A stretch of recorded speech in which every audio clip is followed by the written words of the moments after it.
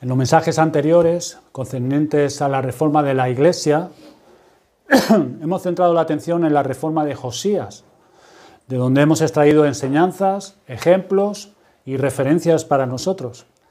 Hemos visto ahí con qué corazón Josías se dispuso a realizar tal reforma, cómo abordó el abandono de Dios, el abandono de la ley de Dios por parte de todo el pueblo, y cómo se propuso quitar todo aquello que en esa nación estaba facilitando y promoviendo esa apostasía en la que este pueblo andaba. Con esto cubrimos los dos primeros puntos de los tres en el que hemos dividido la reforma de la Iglesia. El primer punto que vimos fue la base de la reforma. Esto es, un corazón vuelto a Dios, dispuesto a la obediencia de toda su palabra, que toma en serio toda la palabra de Dios. Y luego vimos el segundo punto, que es la razón de la reforma en la Iglesia, que es la apostasía en el pueblo de Dios. Sin embargo, la reforma de la Iglesia no consiste en estos dos puntos solamente expuestos hasta aquí en estos sermones anteriores. Junto con esto hay que realizar un trabajo de edificación. Hay que sumarle el plantearse la obra de transformación espiritual para adecuarnos al modelo de lo que Dios nos ha dicho, que es una vida sobria, justa y piadosa. Por esta razón, dejando el texto de Josías, vamos a mirar hacia otro texto de las Sagradas Escrituras que nos pueden dar una valiosa ayuda al respecto. Y vamos a considerar hoy en esta mañana la epístola de Tito. Vayamos allí.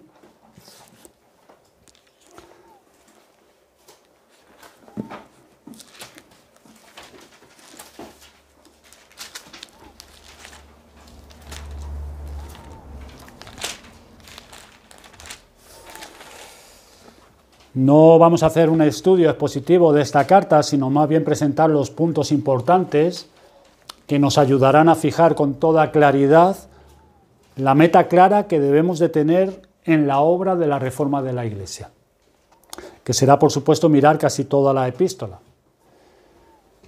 A modo de introducción, esta es una de las epístolas breves del Nuevo Testamento y forma parte de las cartas pastorales que el apóstol la dirige a uno de sus colaboradores para el cuidado personal de su alma como ministro y el cuidado de la obra pastoral en ciertas iglesias que lo necesitaban, como por ejemplo también Primera y Segunda de Timoteo. Es una carta pastoral destinada a una persona, pero para su propia alma como ministro y para toda la congregación. En esta epístola lo que plantea Pablo a su colaborador Tito es que se ocupe en una obra de transformación en esas congregaciones de esta isla de Creta, lo cual se ajusta a lo que nosotros queremos decir con la reforma de la Iglesia. Las metas que Tito recibe del apóstol para aplicar a estas congregaciones son las que nosotros deberíamos plantearnos en la reforma de la Iglesia. Primeramente se necesita preparar el corazón para llegar ahí. Esta es la base de la reforma. Es preciso conocer y apartarnos de los males que nos desvían de Cristo y su doctrina. Esa es la razón de la reforma, la apostasía. Ahora tracemos nuestro objetivo. ¿Hacia dónde ir y cómo? Y la carta de Tito será nuestro tercer tema de la reforma de la Iglesia. El objetivo de esta carta nos orienta para la reforma de la Iglesia. ¿Hacia dónde nos lleva esta carta? Pues mire, observar el capítulo 1, versículo 5, nos dice aquí: por esta causa te dejé en Creta, para que corrigieses lo deficiente y establecieses ancianos en cada ciudad, así como yo te mandé. Estas palabras, hermanos, apuntan hacia el objeto que persigue esta carta. Y viene después de la presentación y salutación que le da un aire oficial. Notar cómo se presenta Pablo. Versículo 3. El que escribe: como siervo y apóstol de Jesucristo.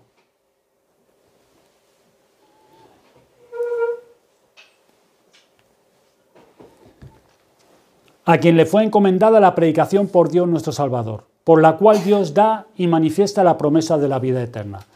Y luego cita a Tito, versículo 4, a Tito, verdadero hijo en la común fe. Desde luego, en una carta personal sobrarían estos detalles de que Pablo se presente como apóstol, luego cita a Tito. ¿Qué es lo que se está proponiendo Pablo con esta epístola? Pues parece que Pablo quiere entregar con este escrito una autorización apostólica a Tito para el trabajo que se le encomendó en todas estas iglesias de la isla de Creta. ¿Y por qué Pablo se propone esto? Darle esta autorización apostólica a Tito. Pues para así prevenir que ninguno pusiese pegas a lo que Tito debía de hacer. Y más sabiendo que había entre ellos hombres de cuidado, versículo 10, porque hay aún muchos contumaces, habladores de vanidades y engañadores, mayormente los de la circuncisión. ¿Qué es lo que estaba ocurriendo en esta iglesia, en estas congregaciones? Porque según Calvino, la isla de Creta había más de 100 pueblos. ¿Qué se está proponiendo Pablo con esto? Pues prevenir. ¿Por qué? Porque había hombres allí que deseaban ser pastores. Y también había muchos judíos que querían ser pastores, pero eran hombres contumaces, habladores de vanidades y engañadores. Por eso dice Pablo, mayormente los de la circuncisión. Verso 16, profesan conocer a Dios, pero con los hechos lo niegan. Y estos hombres estaban allí. Versículo 13, este testimonio es verdadero, por tanto, repréndelos duramente, para que sean sanos en la fe. Esos hombres estaban allí ya. Por eso le dice Pablo que los reprenda. Estaban allí. Y este versículo 5 nos da a entender que en algún momento anterior Pablo y Tito estuvieron visitando estas iglesias en esta isla. Según los comentaristas, coinciden en que fue después de su primer encarcelamiento en Roma, del cual se habla en Hechos 28. 4 años duró el primer encarcelamiento de Pablo, 2 en Cesarea y luego otros 2 en Roma. Cuando salió Pablo de su primer encarcelamiento fue con Tito y visitó pues esta isla. Y ahí había un montón de iglesias. Y Pablo estuvo con Tito en esa isla visitando las iglesias que se habían establecido en los pueblos, en ciudades, y percibió una serie de carencias y necesidades comunes, las cuales comenzó a atender. No obstante, el apóstol debía ir a otros lugares, porque un apóstol, él como apóstol no estaba sujeto a una iglesia. Su ministerio abarcaba mucho más. No podía permanecer todo el tiempo allí, así que instruyó a Tito sobre lo que se necesitaba hacer en esas iglesias y siguió su camino. Por eso en el versículo 5 dice, por esta causa te dejé en Creta. Pablo estaba con Tito allí, no sabemos el tiempo, pero él estuvo allí con Tito para que corrigieses lo deficiente.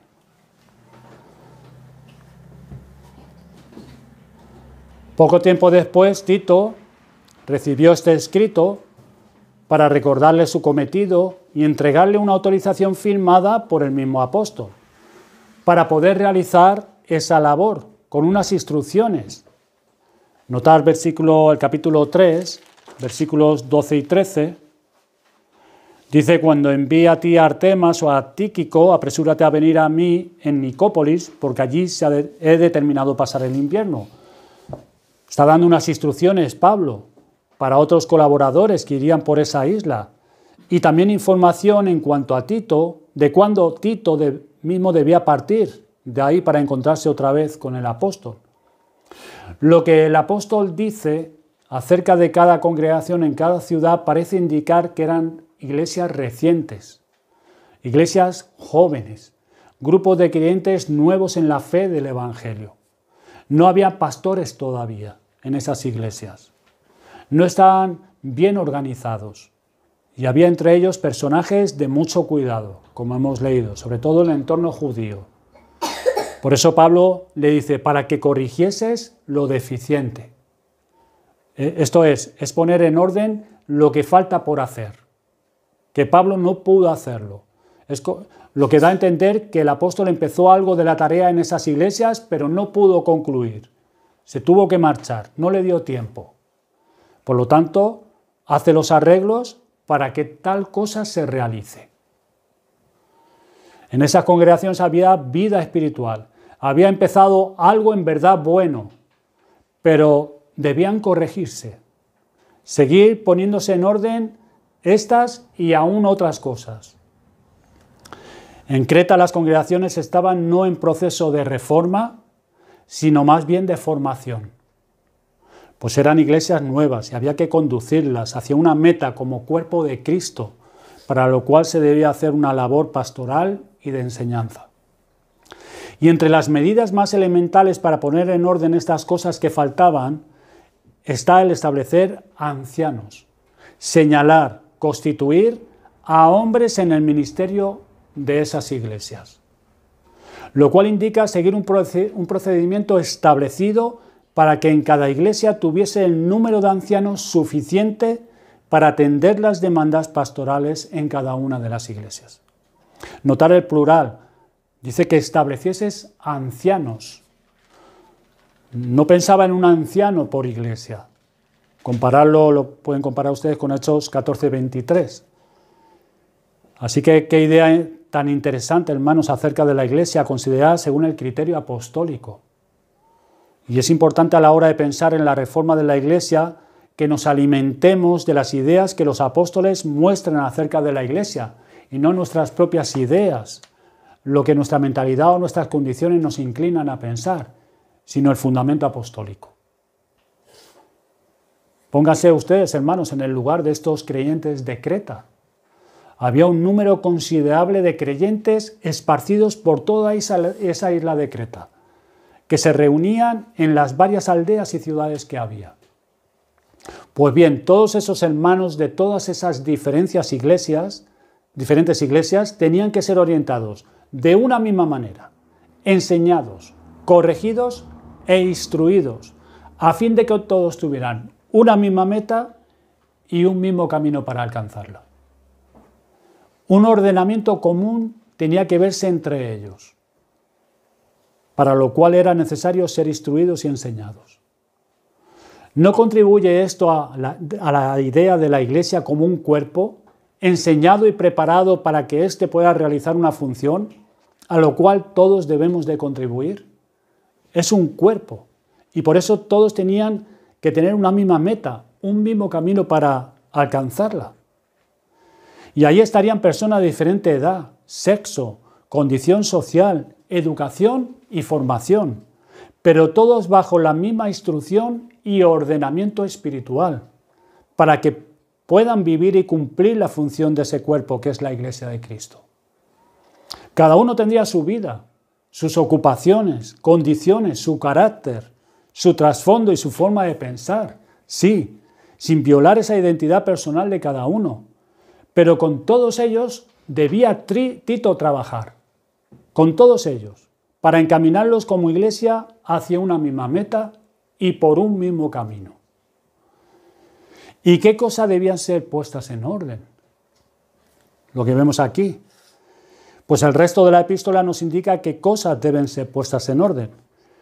Nos encontramos que lo que aborda son asuntos que tienen que ver con la vida personal de los que habían abrazado el Evangelio.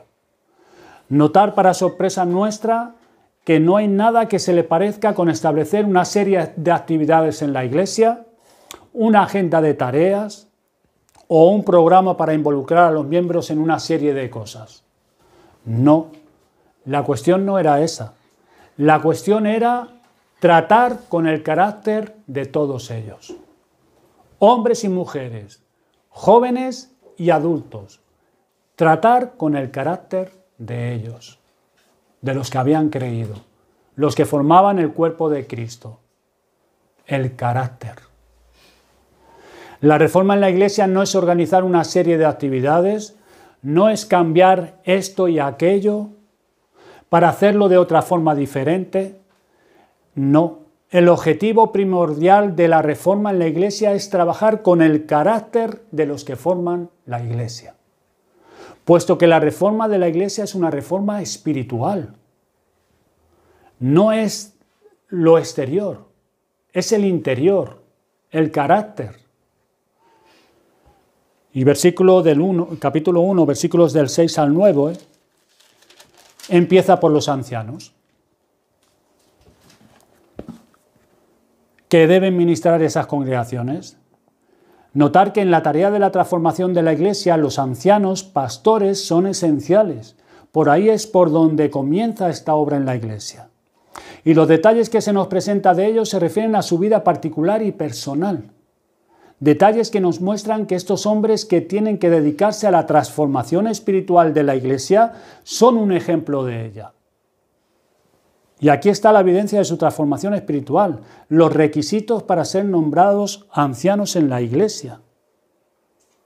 Que fuera irreprensible, marido de una sola mujer, y tenga hijos creyentes que no estén acusados de disolución ni rebeldía, porque es necesario que el obispo sea irreprensible, como administrador de Dios, no soberbio, no iracundo, no dado al vino, no pendenciero, no codicioso de ganancias deshonestas. Y ahora dice lo positivo, sino hospedador, amante de lo bueno, sobrio, justo, santo, dueño de sí mismo. Estos son los requisitos para ser nombrados ancianos en la Iglesia. Pues bien, estos que han sido transformados de esta manera por andar cerca de Cristo su Señor, son ejemplos de esta transformación que se espera no solamente de ellos, sino se espera del resto de la Iglesia, de toda la Iglesia. Se contrasta con los otros, esos que tienen apariencia, pero es necesario, dice Pablo, taparles la boca, pues más bien hacen daño, que son aquellos que son contumaces, habladores de vanidades y engañadores, mayormente los de la circuncisión, a los cuales es preciso tapar la boca, que trastornan casas enteras, enseñando por ganancia deshonesta lo que no conviene. Profesan conocer a Dios, pero con los hechos lo niegan, siendo abominables y rebeldes, reprobados en cuanto a toda buena obra. Y los contrasta con esos. Luego nos indica que la transformación tiene que seguir hacia los hombres de edad. Capítulo 2, versículo 2. Que los ancianos sean sobrios, serios, prudentes, sanos en la fe, en el amor, en la paciencia. Los primeros son ancianos y pastores, esto es, maestros y pastores. Pero ahora aquí está hablando de los ancianos de edad en la Iglesia, porque abarca a todos los miembros de la Iglesia. ¿Cómo tienen que ser los hombres ancianos en la Iglesia? Los que tienen ya una edad. Luego nos dice en el versículo 3 del capítulo 2, asimismo las ancianas, aquellas mujeres de edad. ¿Qué carácter deben tener por esa transformación? Pues nos dice que sean reverentes en su porte, no calumniadoras, no esclavas del vino, maestras del bien. Y luego la labor que tienen que hacer estas mujeres mayores, de edad en la Iglesia, que han sido transformadas, que están en ese proceso de transformación por la gracia de Dios, que enseñan a las mujeres jóvenes a amar a sus maridos y a sus hijos. Esa es la labor. Luego nos dice cómo son las mujeres jóvenes transformadas por esta gracia. Versículos 4 y 5. Pues aquellas, ¿en qué se debe trabajar en ellos? Nos dice que sean prudentes, castas, cuidadosas de su casa, buenas, sujetas a sus maridos. Y nos dice el porqué, para que la palabra de Dios no sea blasfemada. Luego en el versículo 6 nos habla también qué carácter tienen que llegar a exhibir los hombres jóvenes, bajo esa transformación que se debe trabajar en ellos, que sean prudentes.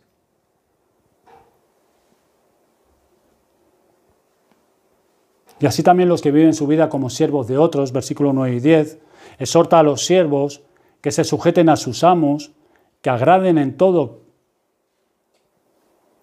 que no sean respondones, no defraudando, sino mostrándose fieles en todo. Que no defrauden a sus amos, a sus jefes. Con el tiempo, el puesto que les han sido dados en el trabajo, que sean diligentes.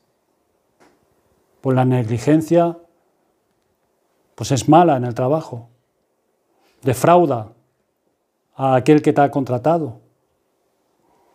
¿Cómo tienen que trabajar? Con su corazón y su carácter. Y de esa manera esos siervos deben realizar su tarea con sus amos. Que se sujeten a sus amos. Eso tiene que ver con el corazón, con el carácter. Que no sean respondones.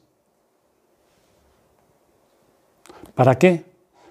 Versículo 10, la segunda parte, para que en todo adornen la doctrina de Dios nuestro Salvador. Y observar los versículos del capítulo 2, del 11 al 15. La obra de transformación de todos los miembros no es presentado como una educación para aprender estas formas de conducta, como que lo tenemos que aprender. Son conductas y bueno, las aprendemos, no. Sino ese porque indica que esa gracia que los ha rescatado de la esclavitud y condenación del pecado tiene que continuar su trabajo en sus almas para enseñarlos y dotarlos. Y nos dice así, del 11 al 15, porque la gracia de Dios se ha manifestado para salvación a todos los hombres, enseñándonos que, renunciando a la impiedad y a los deseos mundanos, vivamos en este siglo sobria, justa y piadosamente, aguardando la esperanza bienaventurada y la manifestación gloriosa de nuestro gran Dios y Salvador Jesucristo, quien se dio a sí mismo por nosotros para redimirnos de toda iniquidad y purificar para sí un pueblo propio celoso de buenas obras. Esto habla y exhorta y reprende con toda autoridad. Nadie te menosprecie, dice Pablo a Tito. Y esto tiene que continuar su trabajo. La reforma de la Iglesia no es algo que se empieza y se llega y se acaba la reforma. No. Es que se empieza y se sigue toda la vida. Toda la vida dura la reforma en la Iglesia. Porque tiene que ver con nuestro carácter. Nuestra vida espiritual. No es que empiezo y ya llego. Ya está. No. No, la Iglesia siempre se está reformando, siempre está tratando con su carácter. Y la gracia que los ha rescatado les enseña, los dota. ¿Para qué? Como hemos leído, para que renunciemos a lo malo, para que podamos vivir ahora de otra manera. Es la gracia actuando en estos, a través ¿de qué? De los medios de gracia que Dios ha dado, a los que estos se exponen para seguir con esa transformación espiritual de sus vidas. Y con estos medios de gracia tienen que trabajar los pastores, que son los instrumentos que Cristo nos ha dado para buscar la transformación del carácter de los que Cristo ha llamado para la vida eterna. Y es por medio de esos hombres, de los pastores. De ahí la importancia de que la Iglesia escoja estos hombres, porque van a ser los que van a llevar a toda la Iglesia a esa transformación por medio de la gracia de Dios. Y a esto es a lo que los miembros se deben de exponer y buscar. Esa transformación espiritual que obra la gracia de Dios a través de los medios de gracia. Y así desde dentro va realizándose esa transformación que Cristo quiere de cada uno de sus redimidos. Porque hermanos, es que esto no es fácil. Es que necesitamos la gracia del Señor. Pero es ahí donde tenemos que estar y nutrirnos. Que los ancianos sean sobrios, prudentes, serios, sanos en la fe, en el amor, en la paciencia. Los jóvenes prudentes, las mujeres castas, cuidadosas de su casa. Dice que las ancianas enseñan a las jóvenes a amar a sus hijos y a amar a sus esposos. Más fácil amar a tus hijos muchas veces que a tus esposos, pero ahí está el carácter de buscar esa gracia de parte del Señor. Y esta es la transformación espiritual que obra la gracia de Dios a través de los medios de gracia. Tomando lo que es del Señor, su palabra, y siendo transformada nuestra mente y nuestro corazón, para que nuestro carácter sea transformado. Y eso es lo que Cristo quiere de cada uno de nosotros, de sus redimidos. Y ahora en el capítulo 3, versículo 1 y 2, los reúne a todos, sin diferenciar sexo o edad o función social. Y les dice cómo deben conducirse como miembros de la sociedad. Que todos ellos vivan y actúen así en medio de la sociedad donde tienen que vivir. Y les dice, recuérdales que se sujeten a los gobernantes y autoridades, que obedezcan, que estén dispuestos a toda buena obra, que a nadie difamen, que no sean pendencieros, sino amables, mostrando toda mansedumbre para con todos los hombres. Y es así como por medio de los medios de gracia que los redimidos tienen que vivir. Que todos ellos vivan y actúen así, en medio de la sociedad. Sujetos a los gobernantes y autoridades. Que obedezcan, que estén dispuestos a toda buena obra. Que a nadie difamen. Que no sean pendencieros, sino amables. Y notar otra vez el por qué. ¿Por qué Pablo escribe esto a Tito? Pues miren el versículo de 3 al 8. Porque nosotros también éramos en otro tiempo insensatos, rebeldes, extraviados, esclavos de concupiscencias y deleites diversos, viviendo en malicia y envidia, aborrecibles y aborreciéndonos unos a otros. Pero cuando se manifestó la bondad de Dios nuestro Salvador y su amor para con los hombres, nos salvó no por obras de justicia que nosotros hubiéramos hecho, sino por su misericordia, por el lavamiento de la regeneración y por la renovación en el Espíritu Santo, el cual derramó en nosotros abundantemente por Jesucristo nuestro Salvador, para que, justificados por su gracia, viniésemos a ser herederos conforme a la esperanza de la vida eterna. Palabra fiel es esta, y en esas cosas quiero que insistas con firmeza, para que los que creen en Dios procuren ocuparse en buenas obras. Estas cosas son buenas y útiles a los hombres. Y aquí está dando la razón, el por qué. Por lo tanto, no podemos vivir con los demás como vivíamos antes, sino de esta otra manera. Con compasión, con misericordia, considerándonos a nosotros mismos, de dónde nos sacó el Señor.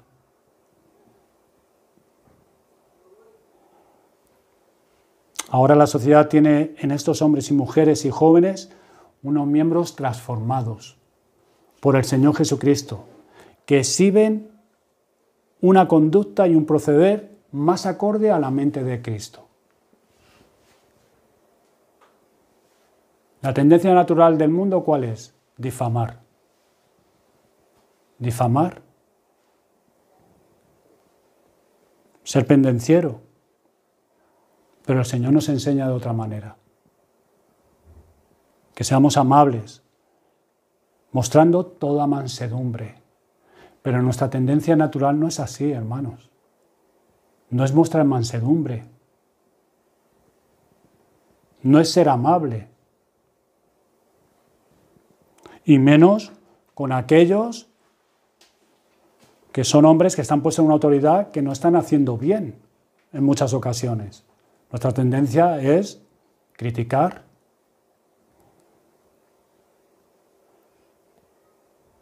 Pero el Señor da la razón. Bueno, Pablo, perdón, da la razón que nos consideramos como éramos nosotros en otro tiempo. Cómo Él manifestó su bondad, cómo nos salvó, cómo nos justificó. ¿Para qué? Para que vivamos de una manera diferente. Y eso tiene que ver con nuestro carácter. No podemos vivir como antes vivíamos. No nos podemos relacionar como antes nos relacionábamos con otras personas. es que eso tiene que ser diferente. Y por último, en el versículo 14 de ese mismo capítulo, ¿cómo deben ser en general cristianos transformados? Y aprendan también los nuestros a ocuparse en buenas obras para los casos de necesidad, para que no sean sin fruto. Ocuparnos en buenas obras, en hacer el bien, incluso a aquellos que nos hacen el mal, a aquellos que nos critican o a aquellos que se ríen de nosotros o a aquellos que nos desprecian. El Señor dice que en cuanto tengamos oportunidad, hagamos el bien, porque ascuas de fuego amontonarás en su cabeza. Porque ¿qué es lo que espera el que hace mal contra ti? Que tú respondas igual, de la misma manera, con mal. Pero si tú le respondes con bien, ¿qué pasará en su conciencia? Es así como el pueblo de Dios se tiene que dirigir. Y eso otra vez lo digo, tiene que ver con nuestro carácter. Se tiene que ir transformando, teniendo la mente de Cristo,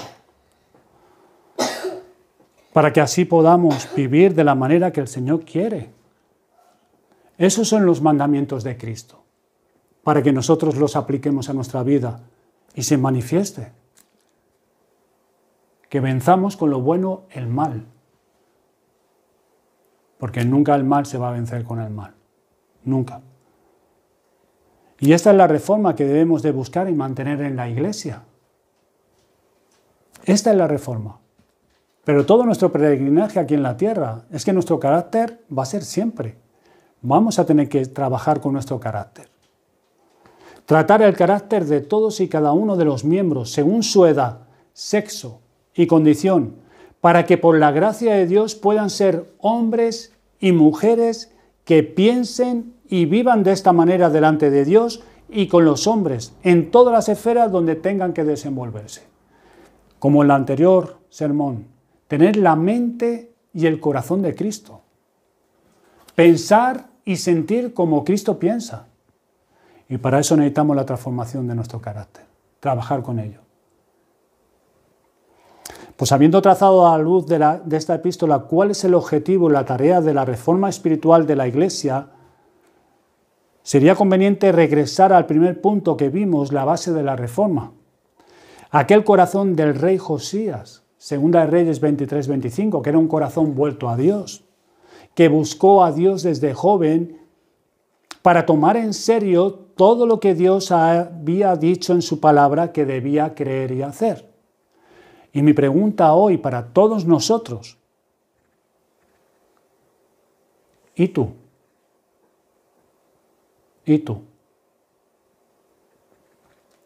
¿Cómo escuchas tú? Ya llevamos años juntos, hemos escuchado el Evangelio, nos conocemos, hemos vivido una serie de experiencias. ¿Tú sabes si estás con la disposición moldeable en tu corazón para recibir lo que tengas que recibir, para tratar con tu carácter como joven, como mujer, como hombre? Esa es la razón de la reforma y esa es la base de la reforma.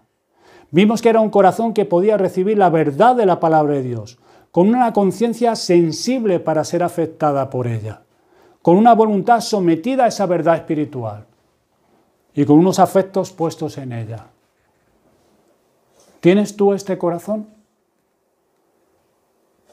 ¿Tú estás cuidando tu corazón para poder recibir esto?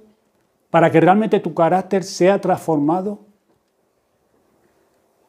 Pues esta es la base para poder realizar la reforma en la Iglesia, para poder tratar con nuestros caracteres por los medios de gracia que Cristo nos ha otorgado. Josías, con esta clase de corazón para Dios, quería entregarse a la reforma del pueblo, y así lo hizo. Y el pueblo en general dijo que sí, que estaba de acuerdo con todas esas novedades de quitar y de poner todos esos elementos nuevos del templo y los sacerdotes de Jehová para que ministraran y la Pascua poderla celebrar. pero resultó que su corazón estaba en otro sitio, como nos detalla Jeremías del capítulo 1 al 10. Ellos decían que sí, pero su corazón estaba en otro lado. ¿Se acuerdan? ¿Cómo es tu corazón en esta mañana? Quizás tú estás diciendo que sí a todo esto y sí, pero ¿realmente tú tienes un corazón así? Estas congregaciones en Creta eran congregaciones formadas por nuevos creyentes. Y había elementos peligrosos allí dentro. Hombres malos.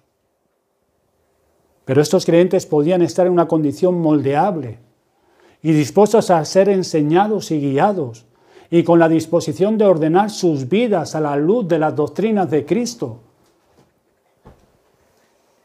Pero tú tienes esto, tú tienes esta disposición de realmente ordenar tu vida, tu carácter. Ordenar tu vida a la luz de las doctrinas de Cristo. O quizás tú ya tienes algunas reservas, ya te mantienes a cierta distancia. ¿Sabes por qué? Porque quizás tengas una postura altanera y con una disposición de defenderte cuando se va a tratar con tu carácter. Y te crees quizás que ya sabes, ya tienes un conocimiento y ¿qué vas a aprender si tú ya lo sabes todo?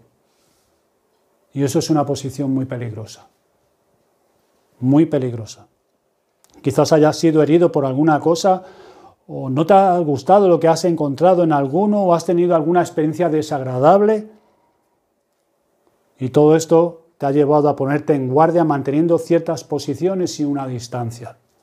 Pero recuerda las palabras de Jeremías, capítulo 6, versículos 16 al 17, decían que sí a la reforma de Josías, pero cuando Dios les decía lo que tenían que hacer concretamente, ellos tomaban otra postura diferente. Mi pregunta para ti y para mí es, ¿tienes ese corazón que es la base para llevar a cabo la reforma en tu vida? ¿En qué consiste la reforma? Ya lo hemos dicho.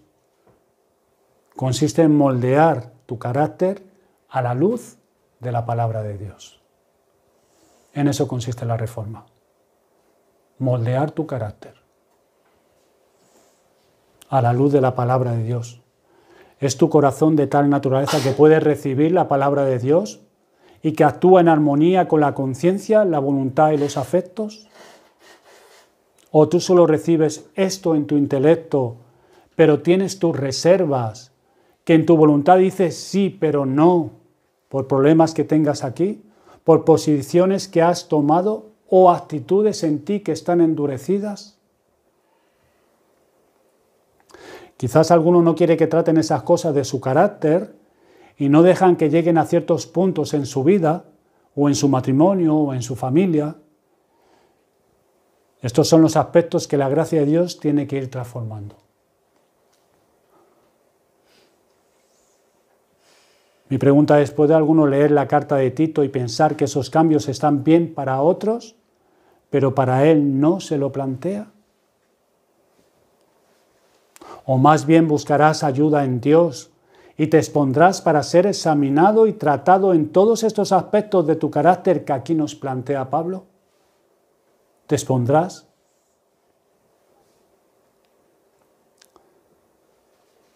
Hay que empezar por los ancianos pastores de la Iglesia. Pero esto abarca a todos los miembros. Pues todos necesitan ser enseñados y llevados por esta gracia salvadora de Dios a una vida piadosa y agradable a Dios. El Señor dijo, te alabo Padre, Señor del cielo y de la tierra, porque escondiste estas cosas de los sabios y de los entendidos. Y dice, y se las revelaste a los niños. Sí, Padre, porque así te agradó.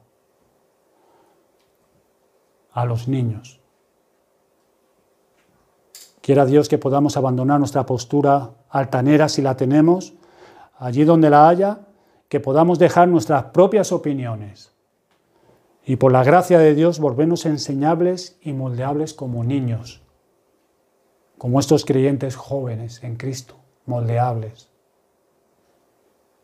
para que nuestro corazón sea tratado por Cristo y su palabra, en esos asuntos de nuestro carácter y de nuestra vida que necesitamos, que así como escribió Pablo a Tito, que ahí te he dejado para que corrijas lo deficiente. Y así nosotros también, por la gracia de Dios, en nuestro carácter pueda ser corregido lo deficiente que aún está en nosotros y podamos así crecer a la estatura de Cristo. Pues hermano, este es el sermón. Vamos a dar gracias al Señor